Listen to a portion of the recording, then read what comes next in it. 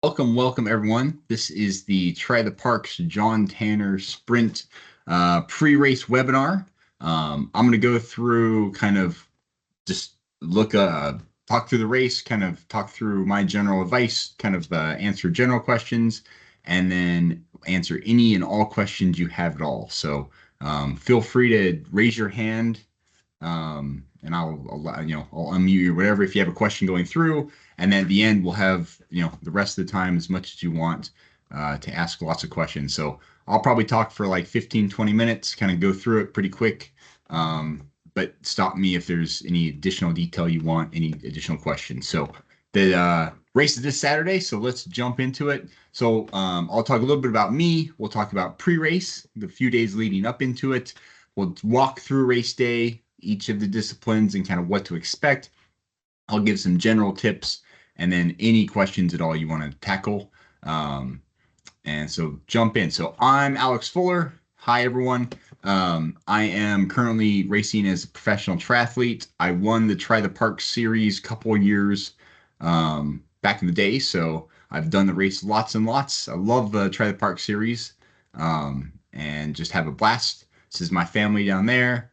And some other pictures at Try the Parks and at Kona a couple years ago. So that's about me. And I work with the race directors, and they've kind of given me here's what to cover. Luckily, not a lot has changed from previous years. So if you've done this race before, it's going to be a lot of the exact same thing.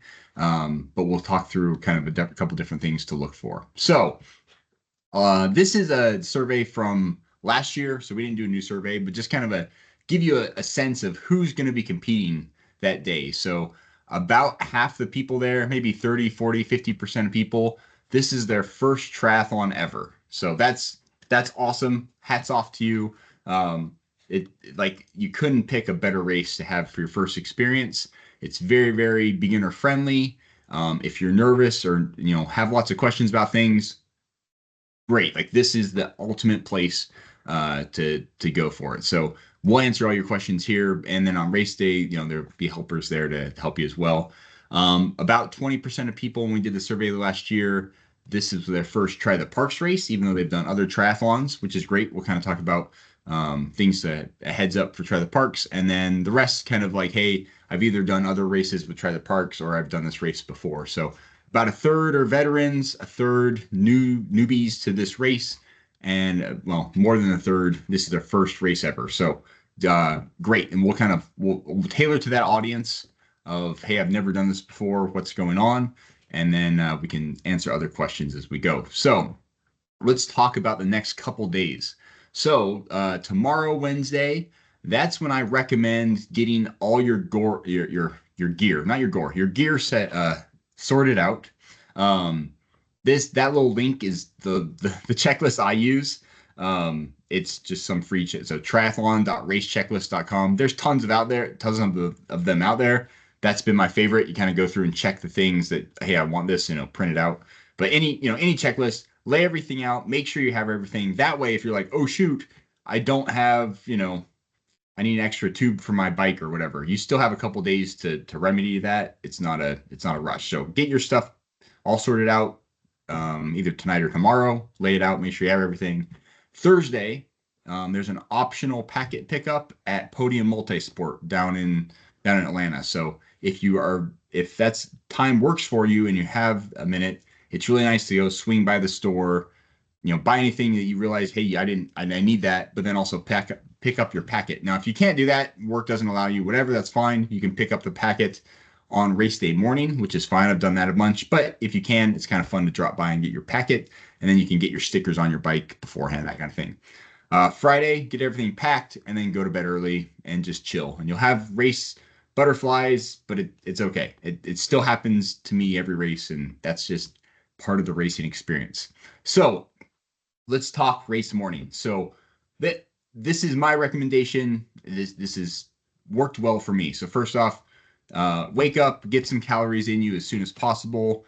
My food of choice is Pop-Tarts. It's horrible for you, but it seems to always work for me. And then leave the house, get on the road early. I know some people have stayed at hotels nearby. I've found that just sleeping in my own bed, waking up early, I actually sleep better, but to each his own. Be sure to stay awake while you drive there. It can be pretty early, 4 or 5 a.m. Get some music pumping, whatever. I would try to arrive about 6 a.m. That's when transition opens and kind of when everything starts. That is I wouldn't get there any earlier, right? So that's kind of the earliest end of being able to get there. The benefits of getting there at 6 are parking's really easy, and you have, a lot of time to get everything set up, just kind of hang out. You're not rushed at all. On the flip side, like I've shown up late because of, bad planning or whatever. I've showed up at like 7 a.m. and I've been scrambling. It's unnecessary stress. So try to get there early, get everything set up. I will say for this race specifically, it tends to be really cold out there, like surprisingly cold. So I recommend I wear my big swim parka, which is probably overkill, but you'll see a lot of people just like freezing, and you're like, man, I'm glad I brought a giant coat. So bring a couple layers, potentially a big coat, whatever. Just like plan for it to be like, oh shoot, like this is really cold. It warms up, but like 6 a.m., middle of nowhere, Georgia, like it's pretty cold. Bathrooms, they have porta potties, they have a park bath, like an actual like building bathroom. You can even change in there. They have like changing rooms. So that's kind of the facilities. So you go there, and then you can pick up your packet. If you've already picked up your packet, you then show your race number to get your timing chips. You show up, it's like, hey, here's my bib. They'll give you the timing chip. You put it on your left leg, and then you're good to go. Another pro tip, I like to bring scissors for the numbers, the stickers for the bike, because otherwise it just kind of flips on. But if you can cut them and put them nice on your bike. I don't know. That's what I do, but it's optional. And then here's my routine. So I'll get there. I get really nervous. So like, okay, I'm gonna hit the bathroom before the lines show up. I'm gonna get my timing chip. I set up my transition area. We'll talk about that in a minute. I'll get my chamois cream on and get my race kit on, sometimes in the bathroom, maybe go to the bathroom again. Then I'll just chill for a while, help anyone if they need anything, do a little warm up, and then head towards the swim. So that's kind of my pre-race routine on these races. Before the swim, you line up. It's a rolling start, and we'll talk about that in a minute, but it's a rolling start into the swim. You line up by number. So if I'm bib number 1, I'm the first one in the water. 2, 3, 4, 5, 6, all the way back to 200, whatever. It's like a soft lineup. So if like I'm number 6 and I'm ahead of number 5, it's not the end of the world. No one really cares. We're not going to like ding you, but just in general, they try to seed everyone based on their swim time they entered. That way you're not running into people. So that's kind of why it does it. So if you're like, hey, I just want to be in the back. I know I'm number 23. I probably put in the wrong time for my swim. I want to be way in the back, but that's fine too. Just go get in the back of the line. And then if you warm up, so with this race specifically, because the water is going to be warmer than the air, if you warm up and you get out of the water, it's going to feel really cold. So either plan to like have a towel right there and warm up right away and then toss the towel if you have like supporters to help you.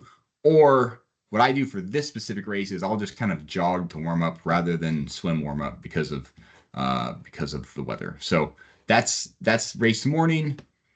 Setting up transition. So this is what I would set up transition like. You have your bike on a rack. This white bike was mine back then. I use like a towel or a mat, and then I'll set up my shoes and a helmet, and then behind it, my run shoes, and then my race bib on like a race belt, my sunglasses and hat kind of thing. So that's how I set up transition. That way you can just run in, flip your helmet on, and get in your shoes and stuff like that.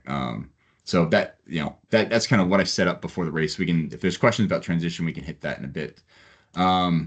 Before the race starts, so we set up transition. We've done our kind of pre-race, warm up, that kind of thing. We are now on the beach, ready to start the race. This is what to expect. So first off, John will get on the microphone and he'll have some speakers, and he's going to do a race briefing. Now, often it is hard to hear this, so don't stress if you're like, oh shoot, is he saying important stuff? It is important. It's also actually what's in the race packet. He usually just reads the paper you get with your race packet. So if you read that, there shouldn't be anything new. He'll specifically call out if there's any kind of changes or anything, but that's what he's going to do. He's going to go through, kind of talk through the race. then a referee will get on. He's like, hey, everyone, like, I'm the ref. Let's stay safe out there. Make sure not to draft. Here's a couple rules. Okay, whatever. And then they'll play the national anthem. And then there'll be a pre-race prayer. And then 2 to 5 minutes after that, that will be the start at 8 a.m. ish. They'll count it down, like, all right, 30 seconds to start. And then they'll go. And then when they say go, it'll be one person. So number one, or bid number one, will go into the water. And then 5 seconds later, the next person will go. 5 seconds later, the next person will go. So it's like a rolling start every 5 seconds. And it takes about 15 minutes to get everyone in the water. Transition will close at 7:45-ish. So that's kind of the latest you want to be leaving transition. I try to leave a little early and be down on the beach. So that's everything about the start of the race. Let's talk about the swim. So here is the swim course with my GPS tracking from a couple years ago. So it's a little off, but you basically start. Let me see if you get like my little pointer. Here we go. So we start here on the beach and you swim out towards a buoy. There'll be like a big tomato buoy that you'll turn on. There'll be some small triangle buoys to be like sighting on. But then the big red tomato buoy, you'll turn on. And then you kind of make a triangle. So you'll turn again, you kind of go around here, turn again, come back. There'll be another tomato buoy here, and then you'll go into the beach. So it's counterclockwise around this. The buoys are really easy to see. It's flat water because it's a lake. And the sun will be rising, but they'll kind of be behind the trees. So usually it's pretty easy to see. You can also see here it was 54 degrees air temperature, so it got a little chilly, but the water will be warmer, but it will be wetsuit legal. I'm 99.8% sure. So most likely a wetsuit. If you have a wetsuit, please bring it. You'll probably use it. I recommend a product called Triglide. It's like this spray. It makes putting on a wetsuit so much easier. When I discovered that, it like changed my life. Every 5 seconds, someone will start from the swim. If you don't have a wetsuit, like, oh shoot, do I need to go buy one? No, like you'll be fine. You'll be cold for like 10 minutes as you're swimming. Well, you'll be cold for like 2 minutes, then you'll warm up and you'll be fine. So like if you don't have one, you can still race. It's not a big deal. There's people that race in Speedos and whatever. That's their deal, but they'll survive. You don't need gloves or booties or thermal caps or anything. You'll be all right with that. When you get in, expect kind of a shock when the cold hits your face. And that's maybe one reason to think about potentially warming up. It's like, and like you'll feel your chest kind of tighten just because it's cold. But just relax, expect it, anticipate it, do some more strokes, and pretty quickly like, okay, it's fine. As soon as the blood gets flowing, you'll feel great. And by the first turn, you'll be like, hey, this is just like swimming in a pool. At least that feeling. So counterclockwise, keep all the buoys on your left. And then, the last 100 meters, I forgot about this. The last 100 meters, you'll be swimming like this part right here. You'll be swimming into the sun. So the sun's over here. And so you're kind of going directly into it. It's unavoidable. And you're like, oh shoot, where do I sight? Just swim towards the sun. Eventually the sun will go behind the tree line as you get close to shore, and then you'll see where you need to go. And it's not a big deal. So that's the swim. And for those that came late, I'm going to go through for another 10, 15 minutes, and then we'll open up to all the questions you have. Here's a picture of kind of what it looks like. So this is John here. He's holding a phone that has like a 5-second countdown, and you can see people are kind of arranged by number, nothing too crazy. And then there's like cap colors, like red usually goes first, and then there'll be another color. So to help with the lineup, again, no one's going to be like policing that. It's not a big deal. And there'll be kind of like you see this yellow flag thing. They'll say swim start, so you know where you are. Everyone's on the beach kind of hanging out. And you can go to this URL. This is where all the race pictures from past races and where it will be from this race. And you can kind of, if you want to get an idea of what do things look like, great pictures there. And you get free pictures. That's the best part. And you can buy them too. So you do the swim. You swam into the sun. You do... once you finish, you run up a little bit to transition. So this is like a little bit of a jog. It's not a huge deal, but it's uphill, so you kind of feel it, get your heart racing. You get up to transition, and then you want to take your cap and goggles off, kind of as you're running, get your wetsuit off, but make sure it's all in your area. I have seen people get penalties if their wetsuit or whatever is like in other people's spot or block, don't put it on other people's bike or in the middle of the lane or whatever. Just where your stuff is. Put your helmet on first, make sure it's snapped before you touch your bike. Not touch your bike, touch your bike, get your bike shoes, and then walk to the mountain line. And then once you're past the mountain line, then you can get on your bike. So this is what the mountain line, let's see, that's the bike course. This right here is what the mountain line looks like. So do you see there's like white tape on the ground? There'll be a sign that says mount or dismount.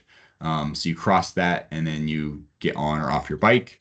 So yeah, so you get your bike. Here is the bike course. So you start here and you go up out of the park and then you ride counterclockwise again all around. There's a couple hills and then you come back in. I kind of tried to mark here in black, like where it feels like it's uphill.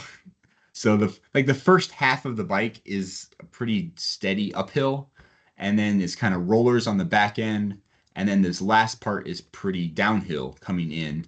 And then especially towards the end of the bike, you'll kind of be flying downhill towards transition. So like once you come into the park, it's still like another mile or so. But then when you get like when you start seeing cars and you get really close, that's when you're gonna like want to slow down and ride your brakes a little bit because you're gonna have to stop on a downhill and then dismount. You'll see it when you're there, so it's not too scary. About 14 miles, give or take. Um, let's see. So, yes, when you get on your bike, and we saw it on that mountain line, like it's uphill the first part. So just make sure your bike's in a low gear. Like I've gone on my bike when it's at a high gear, and that's just really brutal to shift down. So make sure your bike's in a low gear. It's rolling hills throughout. It's a lot of fun. There's nothing crazy, but like there's a couple times you might get out of the saddle and kind of push up. Um, they block the roads off pretty well, and they assign police officers at all the intersections and corners. Um, and it's Saturday morning in rural Georgia. But like sometimes there will be a car or two, so just be aware of that. They're not completely closed, but like I mean, done 15, 20 races, I've maybe seen like 2, 3 cars, and you just either go around them or they go in front. So it's not a huge deal. Like it's definitely not a problem, but be aware that people live around and they might pull out or whatever. So it's not an issue, but be aware of it. I will say for the first half of the bike, my heart rate is usually like sky high because you just finished a swim, you ran from transition, you jumped on your bike, and then you're going uphill and you're kind of like mostly uphill the first half of the bike. So I wouldn't expect my heart rate to settle until about mile 7 or 8. You're about halfway done. Your heart rate might come down from, threshold a little bit. And then the back half of the bike is a blast. Like that's where it's a lot more downhill. And you're like, man, this is fun. And, you see the other people and it's great. One water bottle, especially between your arms, if you're in an aero position, would be great. If you're like, hey, this is my first race, I have no idea what's going on. Just throwing on one water bottle for your bike is a good idea. And I don't think you need more than that. And then, yeah, coming in at the end, it's downhill. Just be careful on that. And then dismount before the dismount line. They'll have people yelling at the dismount like, hey, stop here, dismount. You should see it, no problem. I will say as you get so you come up this hill back behind there, and then there's like these speed bumps that you will have driven over to enter the park, and you have to get over those on your bike. They're not a huge deal, but I would be out of aero position for those, for safety reasons. But just be aware of those. So this is literally, yeah, this is John Tanner Park. You're coming up and you're right there. So watch for that bump. That's the mount and dismount line. So you've done the bike and we come to transition again. So you come back in, you dismount, you walk your bike in, you hang it up on the rack. I got my bike hung up right there. And then you're going to want to grab your number belt and put that on. Yeah, take off your helmet. Do not touch your helmet until your bike is racked. Once your bike is racked, then you can unbuckle your helmet, switch your shoes, and then head out on the run start. And it's pretty clear.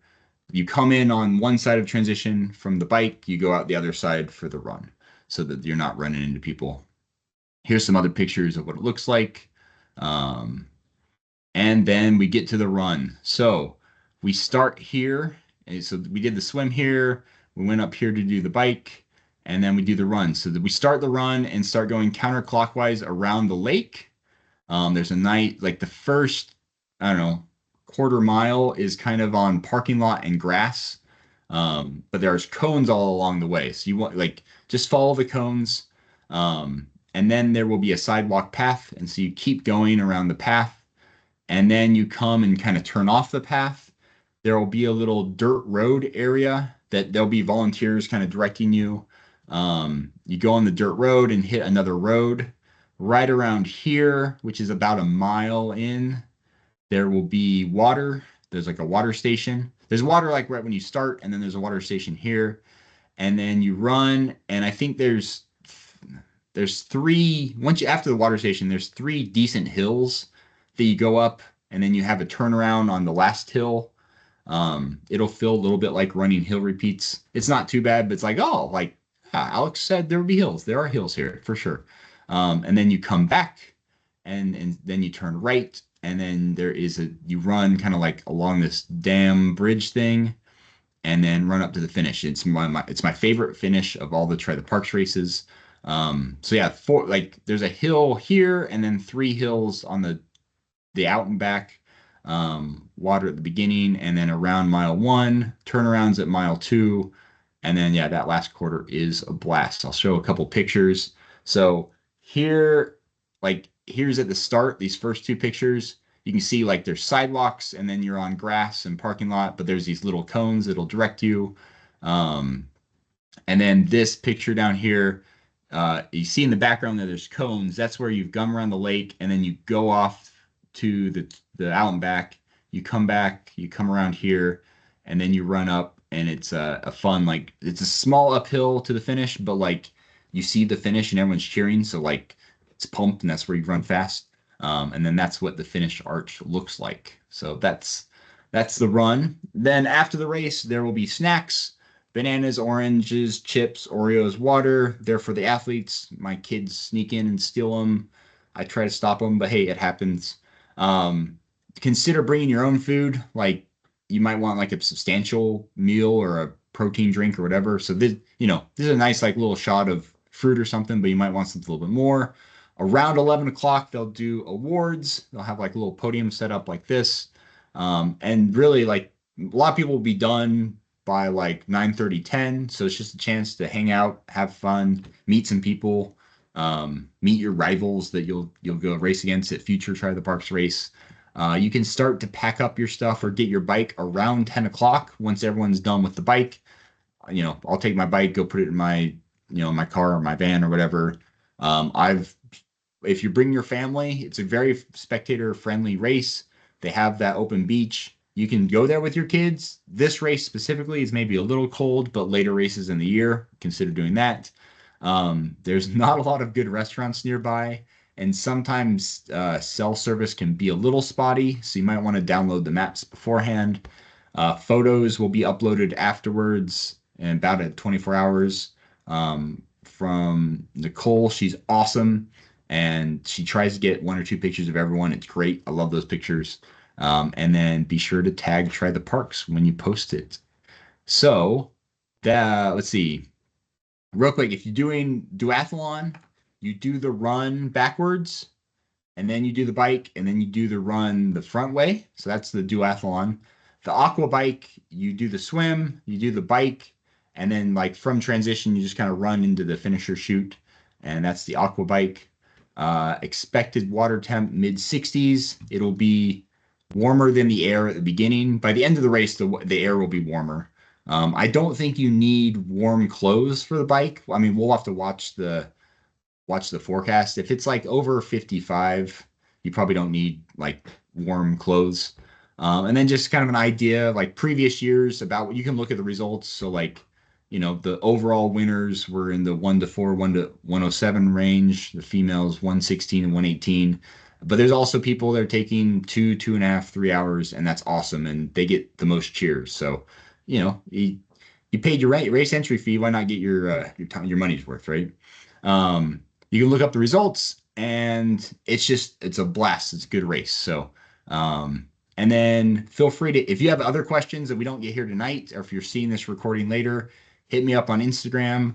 Um, I only look at it on weekends because otherwise I get distracted. So if you're, but I look because it's race weekend, I'll keep it on and look. So if you have a question, hit me up.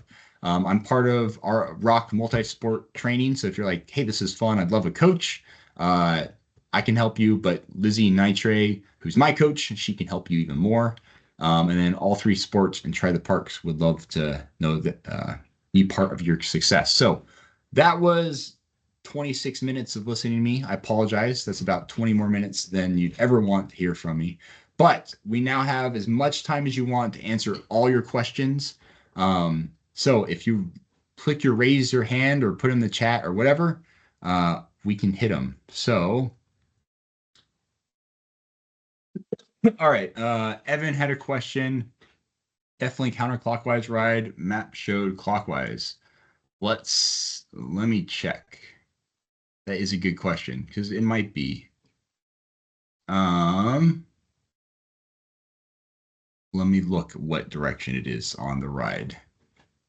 I will confirm that in just a minute. So if while I'm looking that up, other questions, anything else you want to know? Drafting, let's see. Um, let's see. Drafting rules. It's 12 meters drafting zone, so that's 6 bike lengths. Essentially, that's like the way I measure it is it's 2 seconds. So if someone in front of you passes a tree, you should be 2 seconds behind them.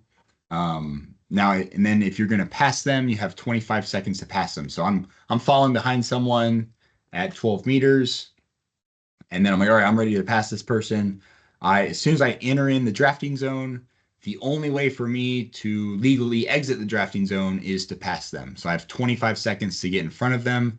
And if that means, cranking it with everything I got, then that's what I got to do. So if I get in their draft zone and then back out, that's drafting, that's illegal. Now, if you're like, oh shoot, this is my first race, I'm super scared. The idea is like, hey, we don't want anyone to have an unfair competitive advantage. And if riding behind someone the entire race is like that gives you an unfair advantage. Now, if you're a brand newbie and you're like, oh shoot, I don't know what I'm doing, like the referees are nice. It's not a big deal. You're not competing for money. Not to say like we want to encourage drafting, but like this is a very friendly race, right?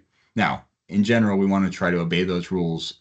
And we do, and especially if you're competing uh for awards or whatever, yeah, let's do that. But like, don't, it's not something to stress about. And as soon as and if you're this first race and you get into it, you'll realize, okay, this is actually not that hard to do. I can stay 2 seconds behind everyone.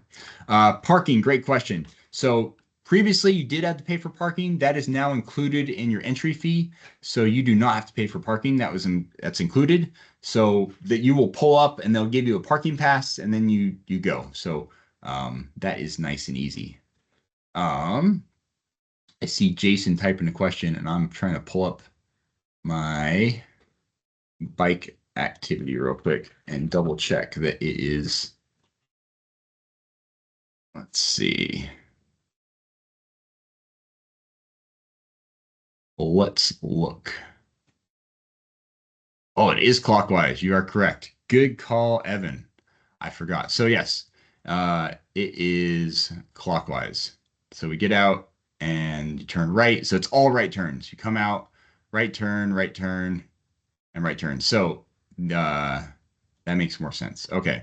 So yeah, this little part, it's not too hilly. There's a big hill here, and then there's kind of big hills back here, and then this back part is kind of downhill. Okay, for the area for your bike, I saw in the picture someone with a 5-gallon bucket. Oh, I'll get Aaron in just a second. Um, are those used or just towel on the ground? So for transition, Yeah, good question. So, during the actual race, you you can't have any bags or buckets. A lot of people will bring, um, like they'll bring their stuff in it, or I'll have like a big bag. Then I put my stuff down on the ground, kind of like this, and then I'll take my bag, which you even see in this picture, and I'll just put it like on the side of transition. So like you can, if as long as it's out of the way, like on the side by like the rope, totally fine. But like actually in during the race, no buckets or anything, because that's an obstacle that people could trip over or anything. Let's see. Yeah, other questions, and I can unmute you if you want to ask it too. Just like raise your hand, like that button. Anything? Evan? All right, let me allow your mic. There we go. All Now right. you can hear me. Yeah, I can hear you. Question. I Yes. can put my hand down. You said it takes about 15 minutes for swimmers to get in the water. Obviously, there'll be a chunk of swimmers getting in at the same time some are coming out. I'm Yeah. assuming that's offset by some amount Yeah, of like distance. 15, 20 feet or something. Yeah. Yeah. It's yeah, the like the beach. Let's see. We'll draw a picture here. See if you can find it. Um, so here we go. The beach. Oh man, never mind. I don't know. But yeah, like you have people like it's kind of like curved, and then you still have people going off this direction, and then like over here, I don't know, maybe like 30, 40 feet, people are Okay. coming in. At one point they had one of those like dancing wavy man blow up things at the swim exit, which was awesome because it was the best thing to side off of. The sun's in your face, you're like just looking for this dancing whatever. But yeah, it's far apart, and then you then once you come in, you then run up to transition like along this path that's away from everyone else. So yeah, good question. Any idea what the water temp's going to be? Mid 70s? Like mid to low 70s. Yeah. Yeah. Like it's cold, but it's not like 50, 60s. So it's not too bad. So Evan, is this your first Try the Parks race? First race ever? First triathlon ever. Nice, exciting. That's awesome. Yeah. I'm excited for it. One piece of gear I recommend to a lot of people is a race belt to put their race bib on. So you can see right here, it's kind of like it's just like this elastic thing that you kind of have little elastics that I don't know how to describe it. They're on Amazon for like $5-10. Podium Multisport has them. But instead of like having to like pin a number on you, you can just throw this belt on and it saves you a lot of time. So I'm gonna allow Erica to ask her question. John, let's see, we got a couple questions.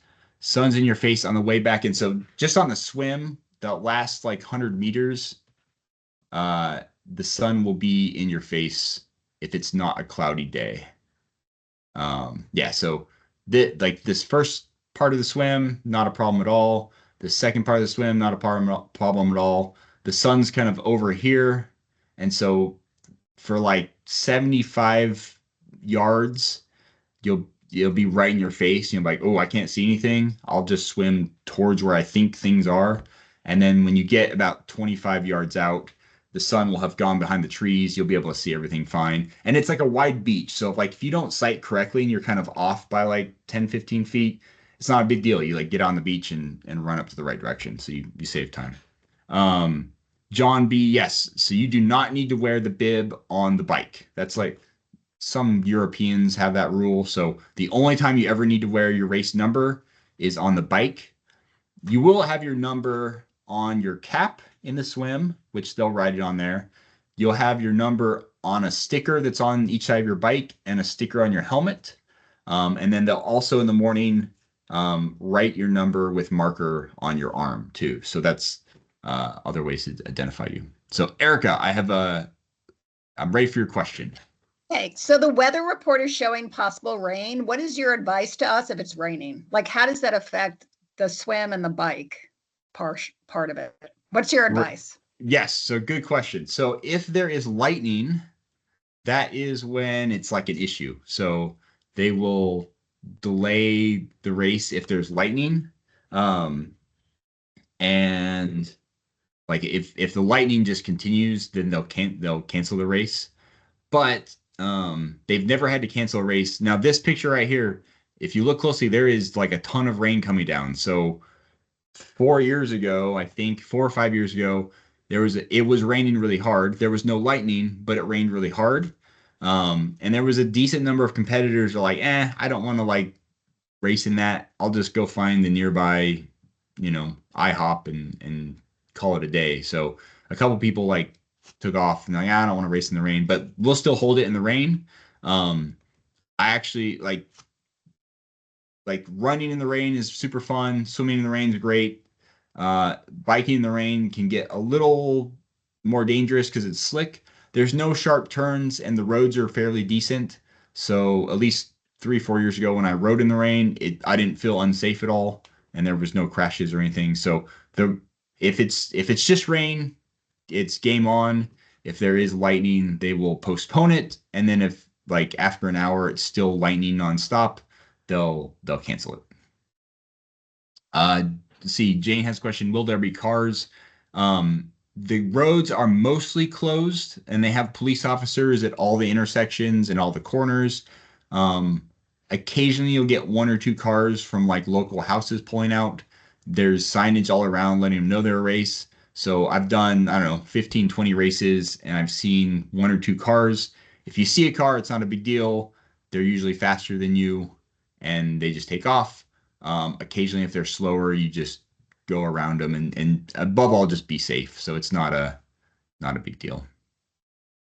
Let's see, Erica, do you have another question?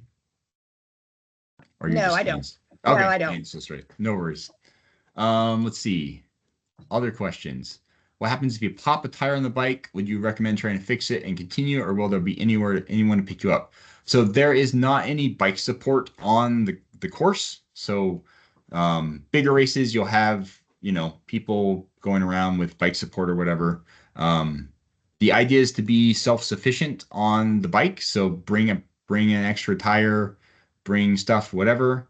But if you're like, oh, like something broke and I like, so the answer to your question is, hey, learn how to, ideally learn how to switch a tube in your tire, get up and going again. But if you're like, oh man, something really broke on my bike, then at the end they'll have someone drive the bike course and just make sure everyone's good, and they'll pick you up and bring you home if it's something you can't fix and go on. So try to be self-sufficient. It's only 14 miles, so there's not a lot of opportunities for things to go wrong, luckily, especially if you've tested out your gear the couple days before. But worst case scenario, there'll be like a SAG vehicle at the end to pick up any stragglers. And I don't know how often that's happened. Very, very rare. Can you take your phone on the bike and run? It's a good question. So you can't have headphones or listen to any music or anything during any part of the race, for safety reasons. USA Triathlon has changed a rule for races like this. You can bring your phone on the bike, as long as to use your phone, you need to stop all the way and like get off your bike and use your phone on the side. So if you're like, man, I just want to take a picture halfway through, that's awesome. But you can't do it like while you're riding. So stop your bike, get off, then take a picture. And then running, you can take it, but you just can't use it. So if you want to put it in like a arm sleeve, no one's going to stop you, but headphones are not allowed for safety reasons. Other questions?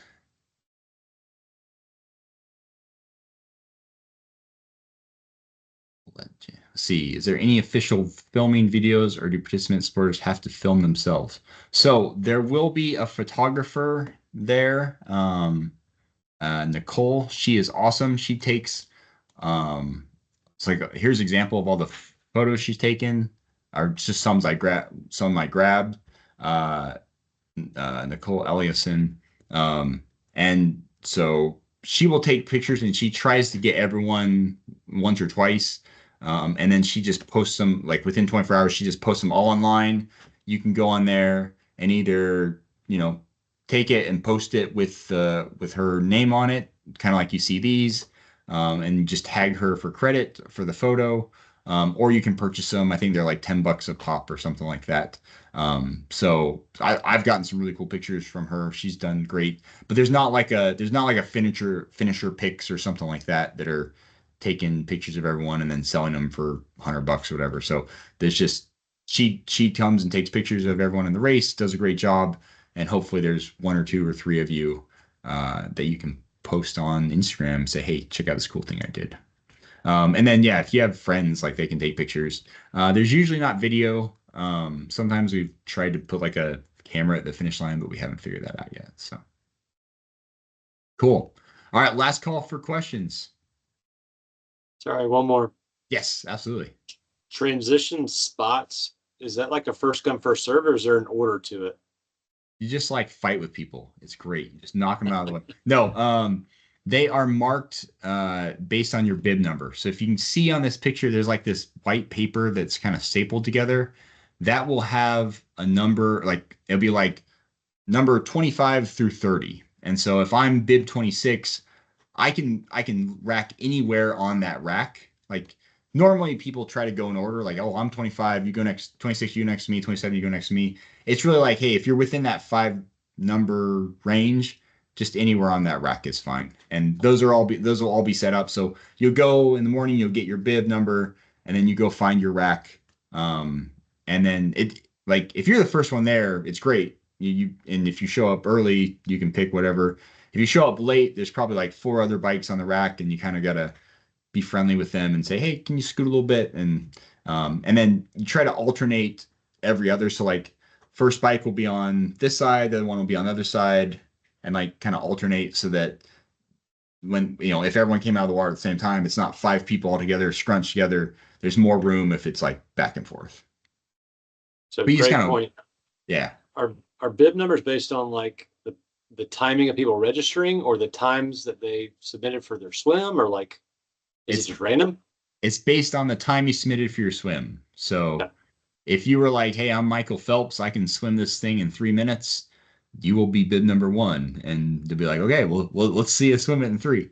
And so, yeah, people put in like, I think it's their like 400 yard or whatever time they ask, and they try to seed on that. That way, the idea is if everyone was truthful and accurate, like no one would be running into each other on the swim. It, based on the day, you do have people passing, but because it's a rolling start, it's not, there's not that much slapping in the face, that kind of I thing. guess same thing with the transition, that it empties theoretically according to people's times out of the water. Yeah, exactly. Yep. Yeah. It's pretty orderly, and this is like a super friendly race too. Like no one's getting paid to win this thing, so you normally don't have too many jerks. All right. Well, let's see. Last call for questions, and I'm happy to answer whatever. If after this, I'll post this online, and we'll send out the link just see if you want to review it, and then for all the people that didn't show up. And then if you do have questions, feel free to hit me up on Instagram. Just DM me. I'll answer whatever. And don't be afraid that, hey, I think this is a stupid question. Like I started 6-7 years ago, and I was very terrified of, oh man, am I going to get kicked out for whatever? So it's very friendly. Like this is the best group of people. Like I always have a blast just meeting everyone and having fun. I won't be there. I have another race, unfortunately, but I'll be there for other ones, hopefully. But it's like, it's a good community and everyone's cheering for each other. Yes, we're competitors, but we're also friends too. So have a blast. Hit me up if you have any questions on Instagram. And good luck, and hopefully you have a great day and meet all your goals. So, and come back for more races. So thank you so much. Thank you. And we'll see you guys later. Thank you.